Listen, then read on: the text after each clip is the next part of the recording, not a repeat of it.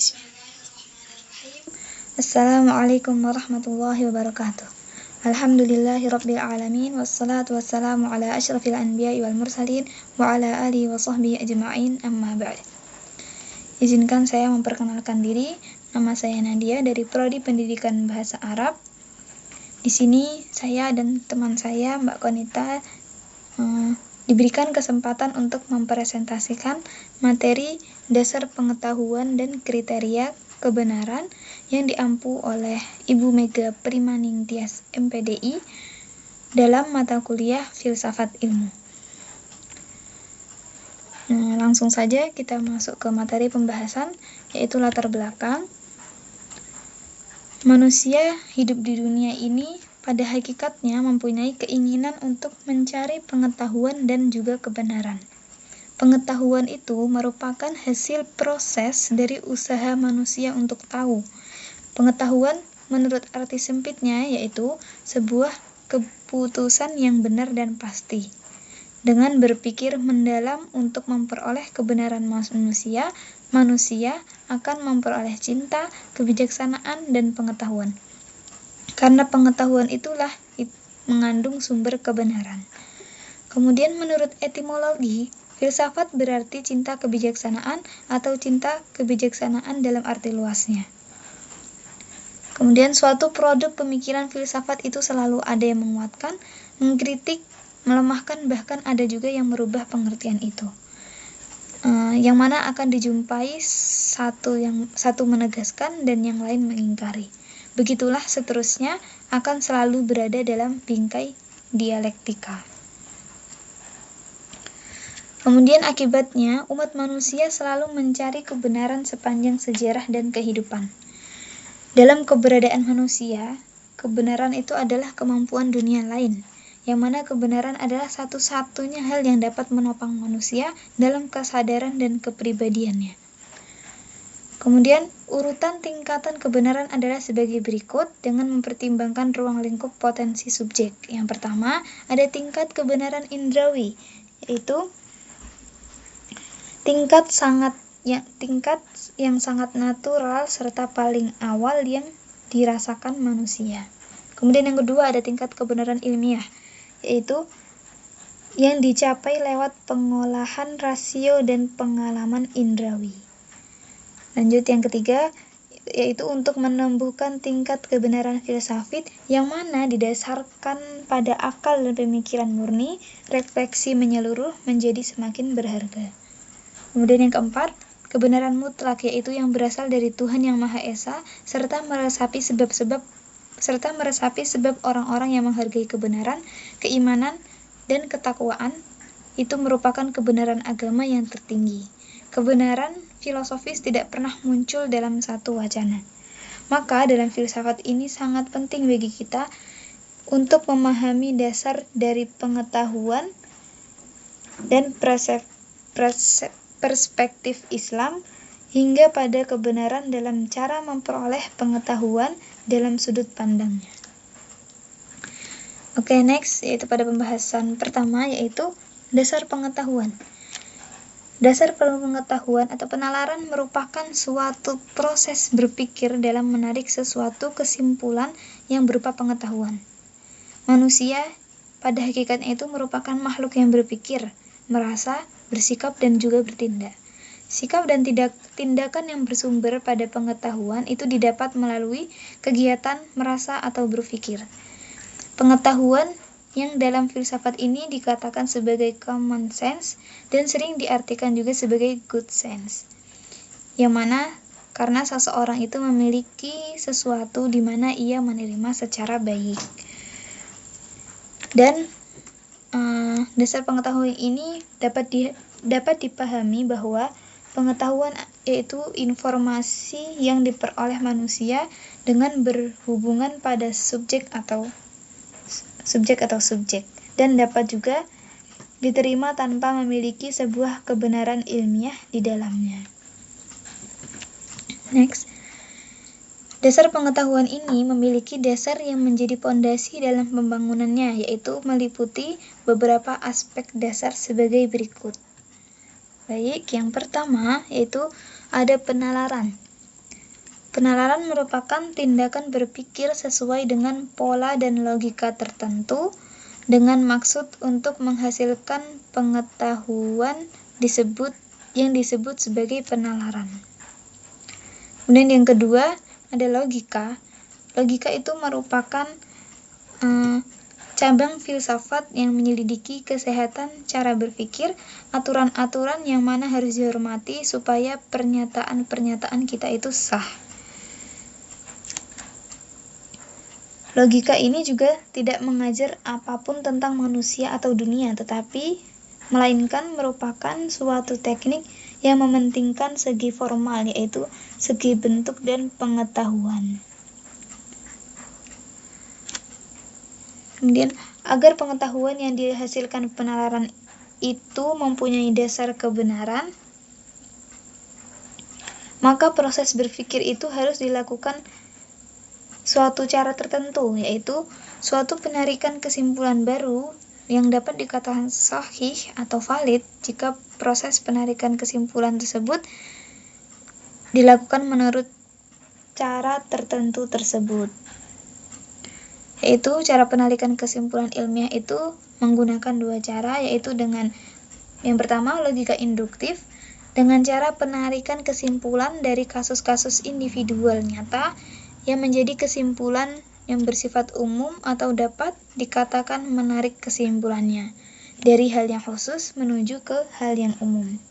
Kemudian cara yang kedua ada logika deduktif, yaitu merupakan kegiatan penarikan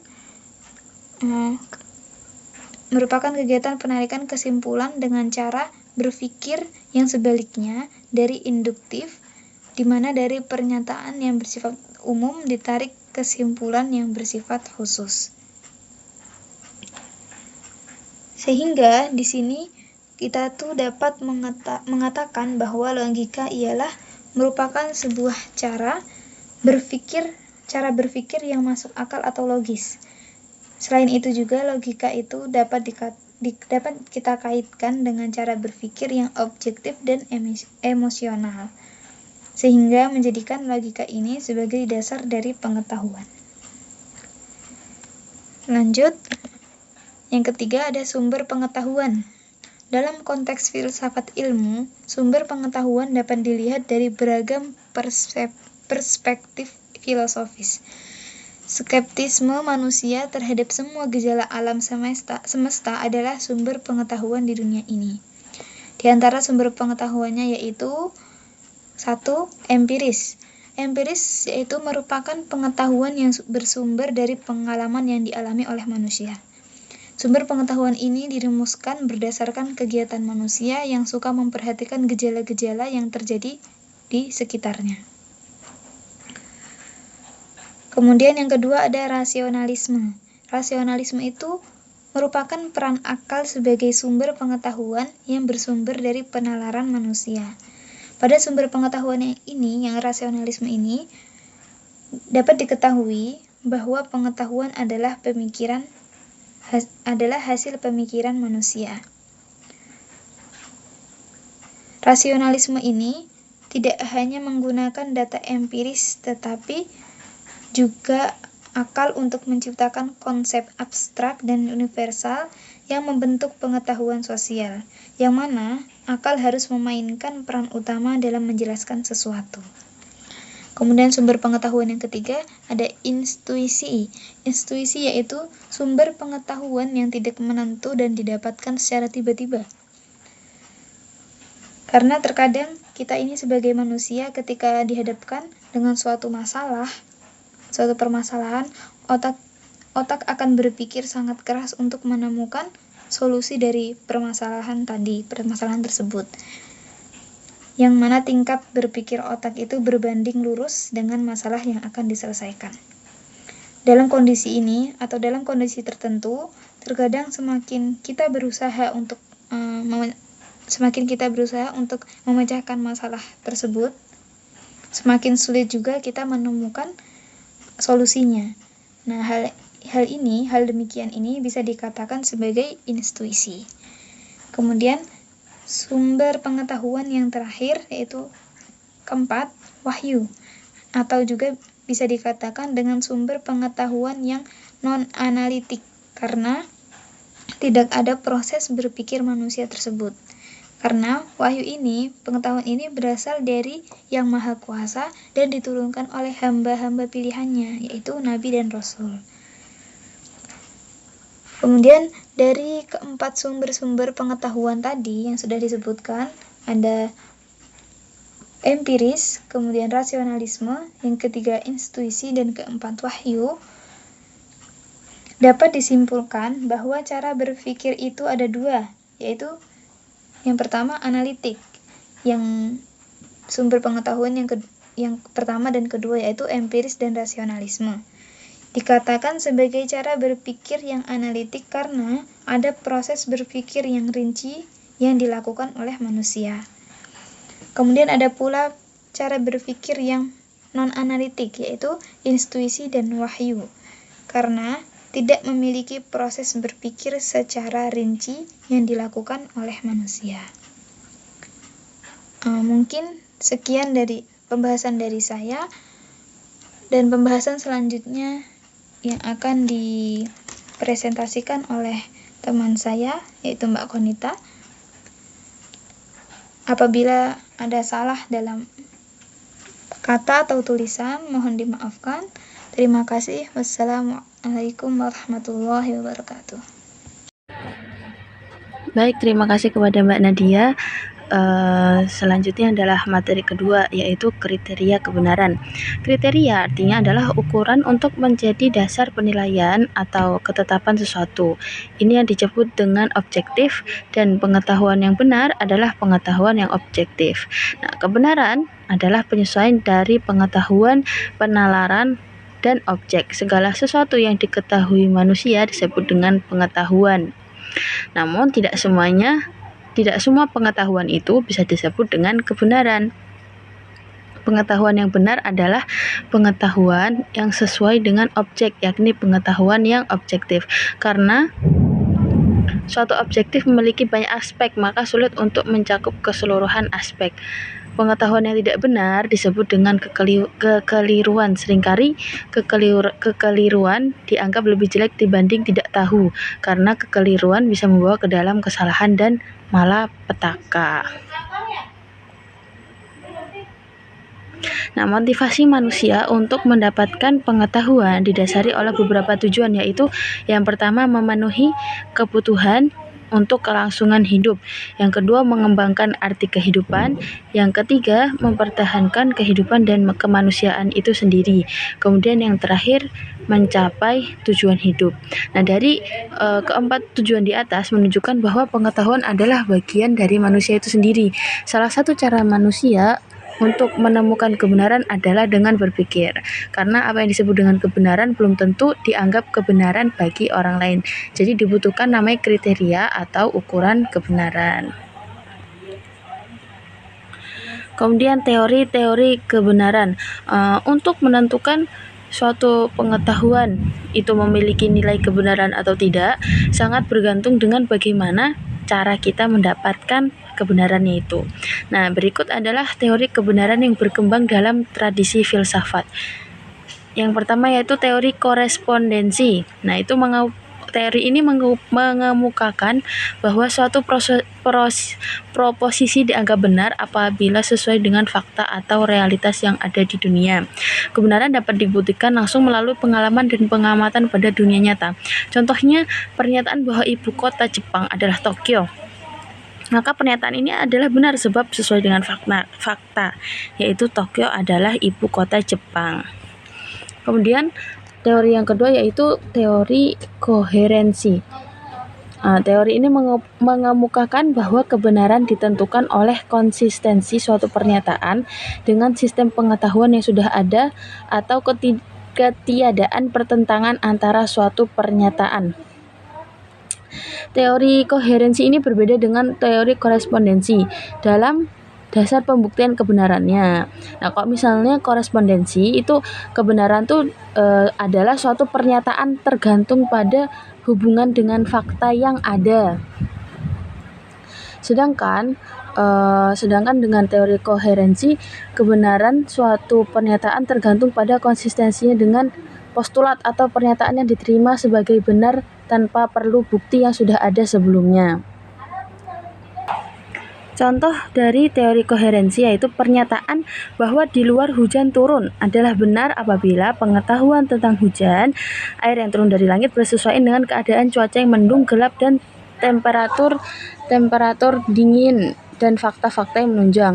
Nah, teori ini juga disebut dengan teori justifikasi atau persaksian tentang kebenaran, karena menurut teori ini suatu putusan dianggap benar apabila mendapatkan persaksian atau justifikasi oleh putusan-putusan lainnya yang terdahulu yang sudah diketahui, diterima, dan diakui kebenarannya.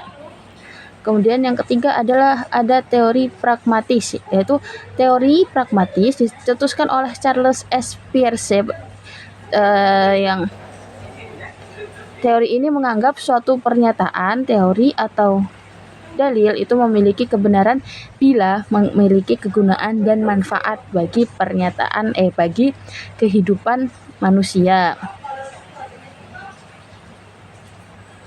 Contohnya pernyataan bahwa neraka ada bagi manusia yang berperilaku jahat. Meskipun tidak memiliki bukti empiris yang bisa dipertanggungjawabkan, namun bisa dianggap benar jika memiliki manfaat dalam menurunkan angka kejahatan. Kemudian yang keempat, teori performatif itu adalah teori dalam ilmu filsafat, dalam filsafat ilmu yang menjelaskan bahwa suatu pernyataan dianggap benar jika pernyataan tersebut menciptakan realitas. Teori ini dianut oleh filsuf analitika bahasa seperti John Austin. John Austin ini memperkenalkan jenis ujaran performatif untuk kasus-kasus di mana kebenaran tidak dapat dibuktikan melalui fakta objektif dan atau konsistensi logis. Jenis ujaran ini tidak berkaitan dengan kebenaran proposisi, melainkan dengan apakah ujaran tersebut diucapkan secara layak atau tidak oleh penutur. Nah, ucapan performatif ini juga tidak dapat ditentukan benar atau salah berdasarkan fakta yang telah lampau. Nah, contohnya, penerapan teori performatif dalam kehidupan sehari-hari adalah penentuan awal bulan Ramadan. Apakah bulan Ramadan ditentukan berdasarkan munculnya hilal yang merupakan tanda objektif. Namun, masyarakat tidak membuktikannya dengan menyaksikan langsung kemunculan hilal, melainkan melalui pernyataan Menteri Agama yang dianggap memiliki otoritas untuk menentukan awal Ramadan. Ya, jadi itu ada teori-teori kebenaran dalam filsafat ilmu, yaitu yang 4 tadi. Kemudian selanjutnya kriteria kebenaran dalam berbagai bidang. Kriteria kebenaran dapat berbeda-beda juga tergantung pada bidang yang dikaji. Ada 3, yaitu yang pertama adalah kebenaran ilmiah berdasarkan metode ilmiah, eksperimen, dan bukti empiris. Kemudian kebenaran filosofis yang berdasarkan penalaran logis dan dasar konseptual. Kemudian yang keempat, kebenaran agama berdasarkan kitab suci, wahyu, dan iman. Nah, kriteria kebenaran terus mengalami perkembangan seiring dengan perkembangan ilmu pengetahuan dan pemikiran manusia. Kemudian,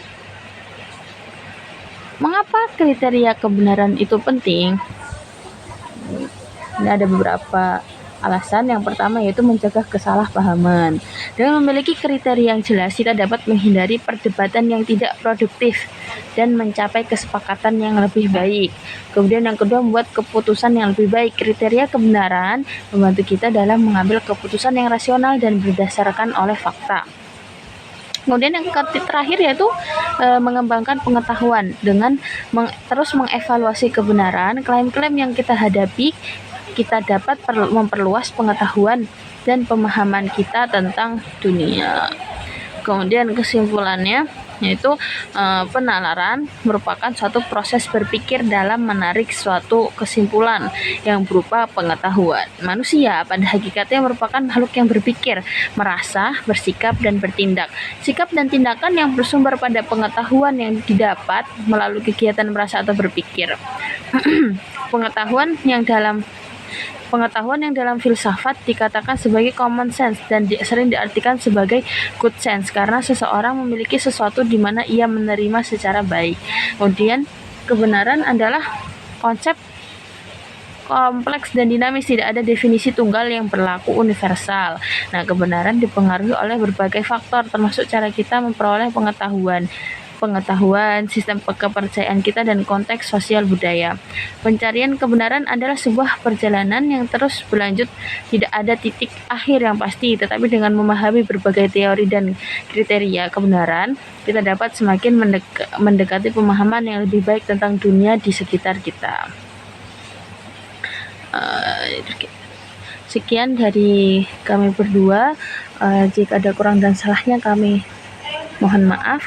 Jika ada yang ingin ditanyakan, boleh silahkan ditanyakan di grup. Insya Allah jika kita akan kita jawab semampunya. Terima kasih. Wassalamualaikum warahmatullahi wabarakatuh.